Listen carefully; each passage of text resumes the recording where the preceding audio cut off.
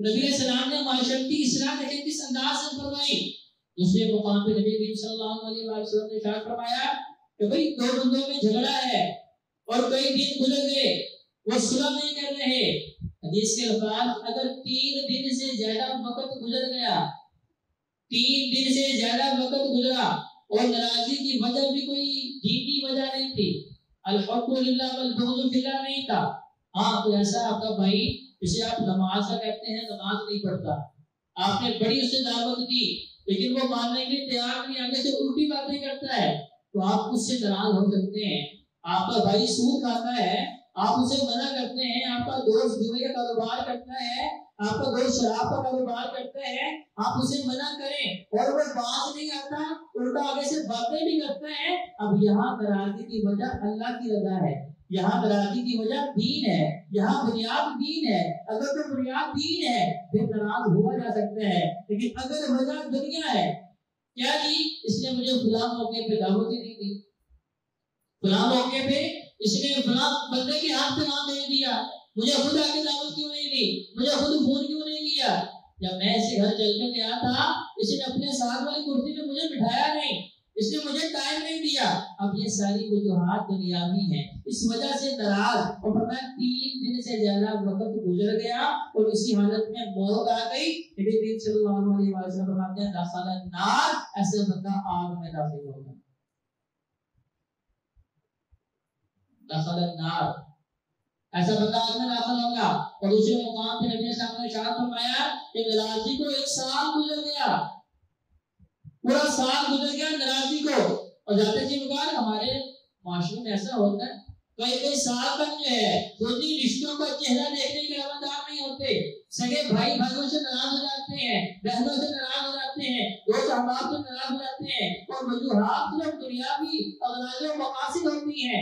कई साल गुजर जाते हैं। तो नबी का फरमान सुन लीजिए, फरमाया 1 साल गुजर गया और सुलह नहीं की, फरमाया इसने गोया कि उसका खून बहा दिया, कसफा का दमाहू, इसने कत्ल कर दिया, कत्ल के बराबर गुनाह के साल से ज्यादा वक्त गुजर गया है। ये अपने भाई से बिना वजह दुनियावी वजह से नाराज है और ये सुलह नहीं कर रहा।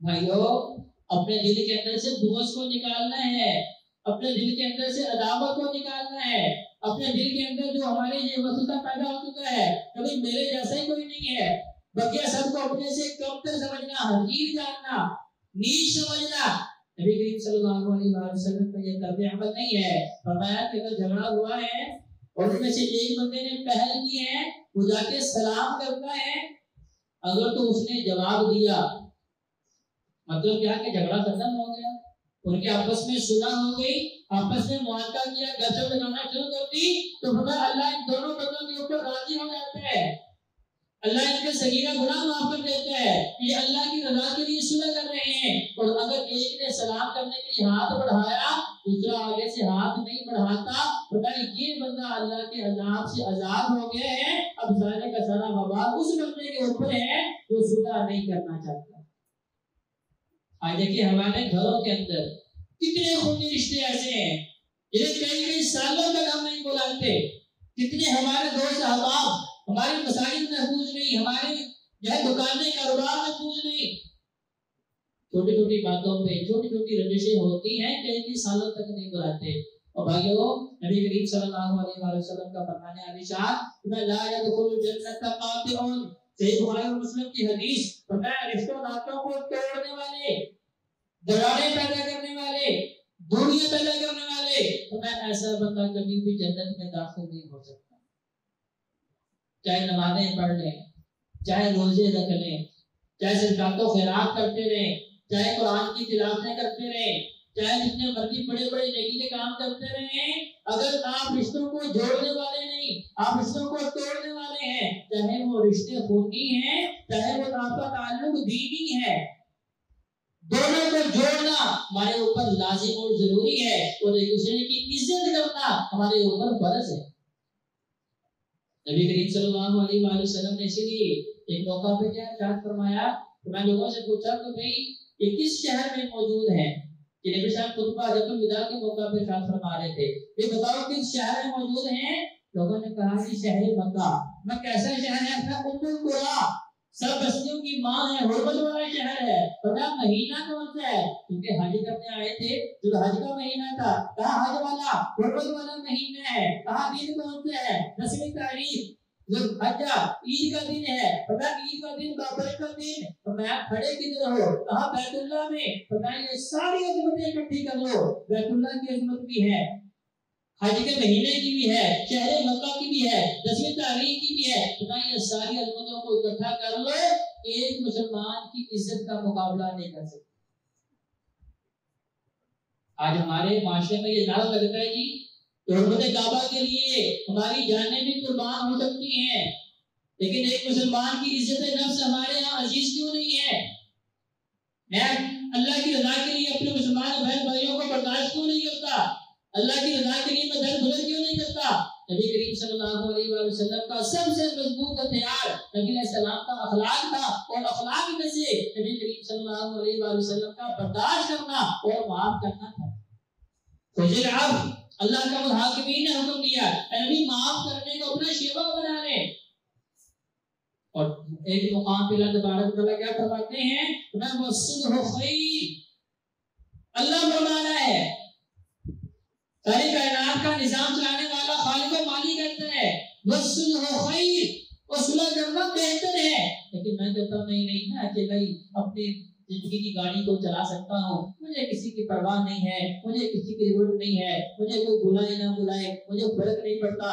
भाइयों अगर आप ये समझते हैं कि मैंने अल्लाह की बारगाह में जाके जवाब देना है तो फर्क पड़ता है, क्योंकि नबी अलैहिस्सलाम ने क्या फरमाया कि मेरी उम्मत का मुफलिस आदमी वो है कि जो अल्लाह के दरबार में पेश हुआ जिसके पास तिहामा और पहाड़ से बड़ी बड़ी नेकियां हैं, लेकिन ऐसा बंदा जो दुनिया में हुकूकुल इबाद की परवाह नहीं करता था, इज्जत नफ्स मजरूह किया करता था, बड़ी मजालिस में अपने बहन भाइयों की पगड़ियां उठा लिया करता था, किसी को गाली देता है, किसी की गिबत करता है, किसी के ऊपर बहतान लगाता है, किसी के ऊपर इल्जाम लगाता है, किसी की भी इज्जत नफ्स उसकी जुबान से महफूज नहीं। तो मैं मेरी उम्मत का ये मुफलिस है, इसकी सारी नेकियां हकदारों में बांट दी जाएंगी और उनके गुनाह उठा के इसके पर्दे में डाल दिए जाएंगे। तो अल्लाह तबारक व तआला क्या फरमाता है? वसुलहु खैर, लोगों सुलह के अंदर खैर है, सुलह के अंदर सलामती है, सुलह के अंदर बरकत है।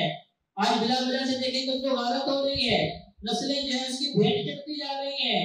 यही काम मुशरिकीन मक्का करके वो जहन्नम का ईंधन बनते हैं।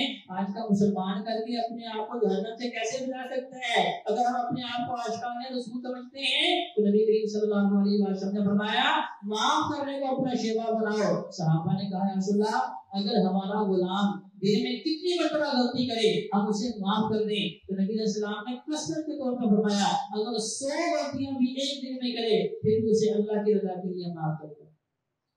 मतलब क्या था? अगर चाहते हो अल्लाह तुम्हें माफ करे, मेरे कितने गुनाह हैं जो मैंने दिन के उजालों में भी किए, रात की तारीकी में भी किए, कितने सगीरा कितने कबीरा, कितने ज़ाहिरी कितने बातिनी, कितने गुनाह मैंने किए हैं, लेकिन मुझे उम्मीद है कि मेरा अल्लाह मुझे माफ करेगा। अगर मैं चाहता हूँ मेरा अल्लाह माफ करे तो फिर अल्लाह कहता है तुम अपने बहन भाइयों को माफ करो, झगड़े खत्म करो, अपने दिल को रंजिशों से पाक करो, बुग़्ज़ से पाक करो, अदावतों से पाक करो। क्योंकि नबी ने सामने फरमाया कि एक मुसलमान जो है उसके दिल के अंदर बुग़्ज़ नहीं हो सकता, उसके दिल के अंदर अगर ईमान है तो बुग़्ज़ नहीं हो सकता, अदावत और दुश्मनी नहीं हो सकती। अगर अदावत और दुश्मनी है इसका मतलब है कि ईमान नहीं हो सकता। अगर चाहते हैं कि हमारा ईमान हमारे दिलों के अंदर महफूज रहे और हशर की सख्तियों में भी अल्लाह की रहमत के जरिए हमें जन्नत में ले जाने का वारिस बने, तो फिर वसुलहु खैर के ऊपर अमल करें। अल्लाह के हुजूर दुआ है अल्लाह मुसलमानों में कुरान और नबी सल्लल्लाहु अलैहि वसल्लम के फरमान को पढ़ने की, समझने की और उसके मुताबिक अमल करने की तौफीक अता फरमाए।